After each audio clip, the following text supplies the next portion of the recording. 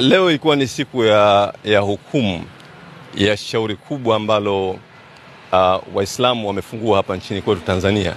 Ilikuwa ni shauri la kikatiba ambalo limefunguliwa mwaka 2024, na katika shauri hili Waislamu walikuwa wameshtaki mamlaka tatu za serikali ambazo ilikuwa ni RITA, msajili, wizara ya mambo ya ndani, mwanasheria mkuu wa serikali.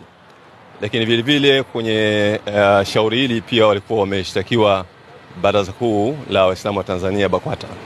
Shauri kimsingi ilikuwa ni shauri la kudai uhuru kwa Waislamu katika kujiamulia mambo yao wenyewe katika dini, kwa maana ya uongozi, uanzishaji wa taasisi mbalimbali na hata umiliki wa mali. Hili ni tatizo kubwa ambalo Waislamu wamekuwa wakilipata hapa nchini kwetu Tanzania kwa miaka mingi sana.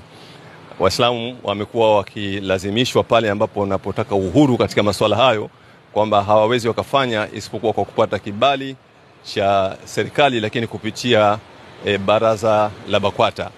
Kwa hivyo Waislamu walileta shauri mahakamani kudai uhuru katika mambo hayo, na baada ya miezi kadhaa, leo hii Mahakama Kuu imetoa uamuzi.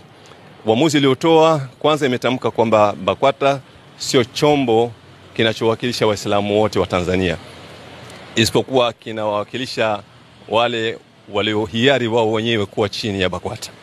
Na kwa maana hiyo hukumu hii ni taarifa rasmi kwa mamlaka zote za serikali kwamba pale ambapo Waislamu wanapotaka kwenda kuomba huduma yoyote ile, basi wasilazimishwe kwamba lazima walete barua kutoka BAKWATA halafu ndio wapewe hiyo huduma. Kwa mamlaka zote sasa hivi za Waislamu na Waislamu moja wamekuwa huru katika uanzishaji, umiliki au pale ambapo wanapotaka jambo lao lolote. Hii ni fursa kubwa, ni uhuru mkubwa sana, na shauri hili ilikuwa ni shauri la kikatiba.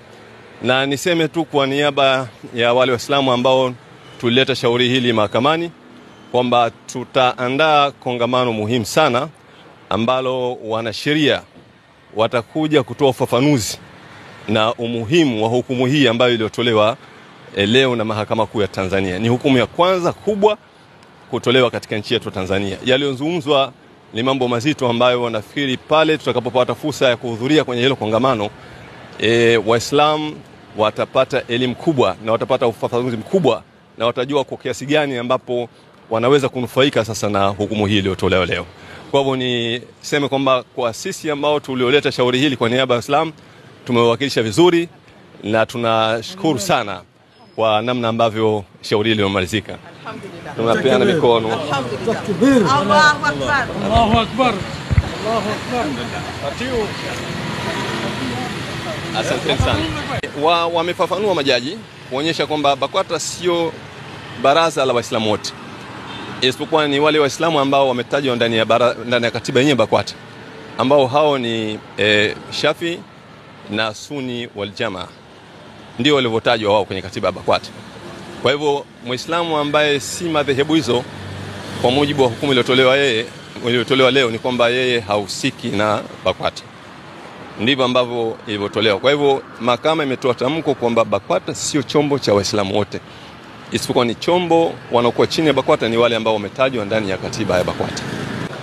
Kwa majina yangu naitwa Hasani Asmani, Principal Legal Officer kutoka BAKWATA, ni mwanasheria mkuu wa idara ya sheria kutoka BAKWATA makao makuu. Tolewa uamuzi na maamuzi tunashukuru yamekuwa ni mazuri ambayo yameridhisha pande zote.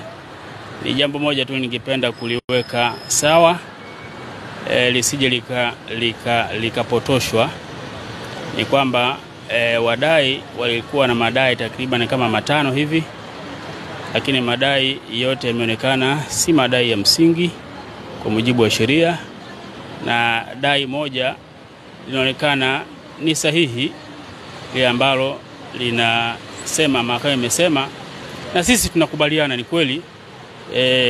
The Trustees Incorporation Act na the Society Act, zote sheria mbili hazijasema, na sisi tunakiri kwamba hazijasema kwamba kila bodi ya wadhamini au taasisi ya Kiislamu inaposajiliwa lazima ipate barua kutoka BAKWATA.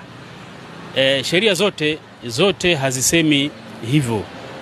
Sheria zote zinasema hivyo, na sisi tunajua hilo, na pengine ilikuwa tu ni ile goodwill ya taasisi yetu ya BAKWATA, ile sifa njema na kongwe ya BAKWATA kuziagiza taasisi zinazotaka kusajiliwa kwamba unajua hii introduction letter inatakiwa aitoe mtu anayekujua. Sasa BAKWATA ni taasisi kongwe tangu 1968.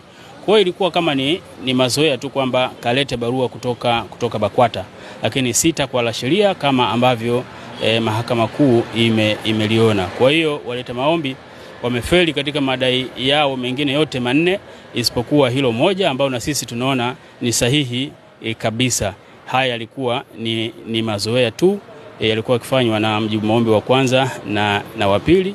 Ni kwa sababu ya sifa njema na ukongwe wa taasisi yetu BAKWATA ambayo imekuwa ina heshima na hadhi kubwa mbele ya jamii. Kwa hilo ningependa liwekwe sawasawa, yasije kazuka tu kwamba tumeibwaga BAKWATA, tumeibwaga. Hapa sio habari ya kubwagwa wala kubwagana. Maamuzi yaliyotoka ni sahihi na sisi tunaridhia kabisa kwa mujibu wa sheria. Kwa hiyo hilo nilitaka kuliweka vizuri lisije likapotoshwa. Asante sana.